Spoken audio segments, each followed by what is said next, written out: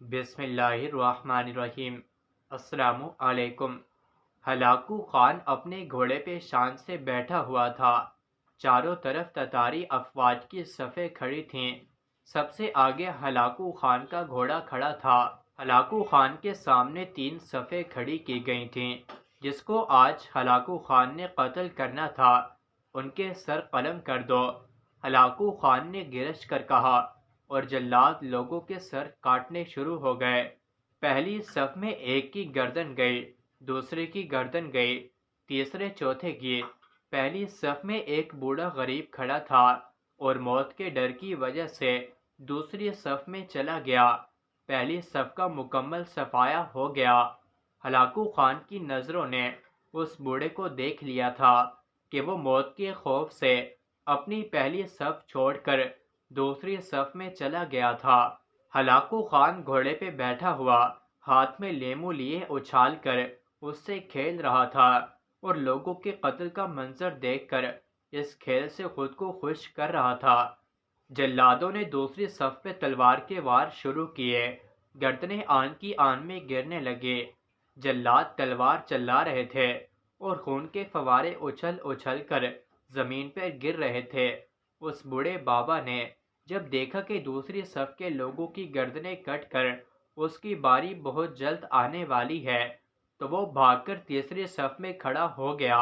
Hulagu Khan کی نظریں بوڑھے پہ جمی ہوئی تھیں کہ اب تو تیسری صف آخری ہے، اس کے بعد یہ کہاں چھپنے کی کوشش کرے گا؟ اس بے وقوف کو میری تلوار سے کون بچا سکتا ہے؟ 100 انسان مار دیے تو یہ کب تک بچے گا؟ تیسری صف پہ جلادوں کی تلوار بجلی بن کر گر رہی تھی۔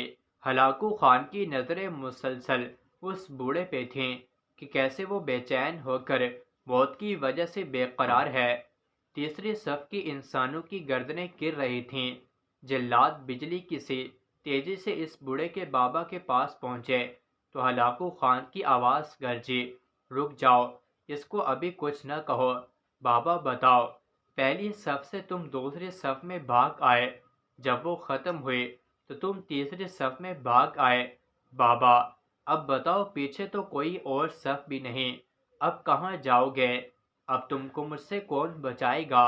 اس بوڑھے نے آسمان کی طرف دیکھا، پھر کچھ وقت بعد کہا، میں نے پہلی صف کو اس لیے چھوڑا کہ شاید میں دوسری میں بچ جاؤں، لیکن موت وہاں بھی پہنچی۔ پھر میں نے دوسری صف کو چھوڑ دیا کہ شاید تیسری صف میں بچ جاؤں۔ ہلاکو خان نے لیمو کو ہاتھ میں اچھالتے ہوئے کہا، بابا کیسی خام خیالی ہے، یہ کیسی بہکی باتیں کر رہے ہو؟ بھلا میری تلوار سے بھی کوئی بچ سکتا ہے؟ اس بوڑھے نے کہا، وہ اوپر والی ذات اگر چاہے تو ایک لمحے میں انقلاب آ سکتا ہے اور مجھے بچا سکتا ہے۔ کیسے بچا سکتا ہے؟ ہلاکو خان نے اتنے جوش میں کہا کہ اس کے ہاتھ سے لیمو گر گیا۔ ہلاکو خان چابک دست، ہوشیار جنگجو اور چلاک انسان تھا۔ ہلاکو خان گھوڑے کے اوپر بیٹھے ہوئے گرتے ہوئے لیمو کے لیے خود کو جھکایا کہ زمین پہ گرنے سے پہلے وہ لیمو کو پکڑ لے۔ اس کوشش میں ہلاکو خان کا پاؤں رکاب سے نکل گیا اور وہ اس گردن میں گھوڑے سے نیچے گر گیا۔ ہلاکو خان کا گھوڑا اتنا ڈر گیا کہ وہ بدک گیا۔ ہلاکو خود کو بچانے کی کوشش کی، لشکر بھی حرکت میں آ گیا، لیکن گھوڑا اتنا بدک گیا تھا کہ اس نے ہلاکو کو پتھروں میں گھسیٹ کر اس کا سر پتھروں سے پٹک پٹک کر مار دیا۔ لشکر نے جب ہلاکو خان کا گھوڑا پکڑا تو اس وقت ہلاکو خان مر گیا تھا۔ ہلاکو خان کا لشکر اس بابے سے اتنا خوف زدہ ہو گیا تھا کہ لشکر نے اس بوڑھے کو نظر انداز کر دیا۔ مظلوم کی آہ سے ڈر، کیونکہ جب وہ آہ کرتا ہے تو قبولیت بہت دور سے اس کا استقبال کرنے آتی ہے۔